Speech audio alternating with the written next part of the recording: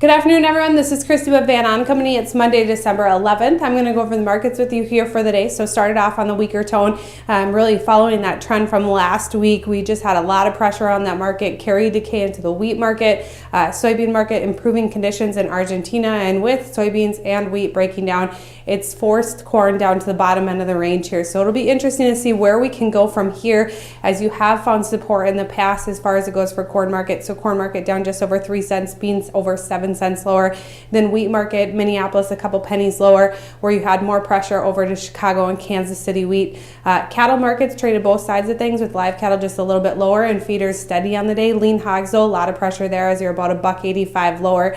And outside markets quiet for the most part. So a little bit of support into the crude market and the Dow, and a little bit weaker in the US dollar. Typically that lends some support to these markets, but for the most part just couldn't really get anything going. And that's the big one you're going to focus on, is Argentina for soybeans, as they did get just a little bit of moisture. No big deal, but they put a decent rain event into this weekend for Argentina to cover a lot of the growing season or growing area, and so that's one to focus on. A lot can change. It's a Saturday Sunday event from the way it looks right now, and we know how weather works. We know a lot can change before then, and you're really going to build or lose some weather premium with this event. So that's one to watch and see how these markets go. We did get confirmation that managed money aggressive buyers of both corn and soybeans from last Tuesday to Tuesday. That's probably where you saw the most support to show up in those markets.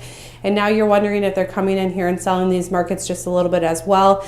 You are about 30 to 40,000 off record short holdings here into the corn market, and that's one thing to watch to see if they want to get back down there. Also, what moving forward, you're just going to want to see demand. We had private sales for both corn and soybeans here today. We're going to need that to keep up, because it's been a little bit lackluster lately as far as those demand structures go.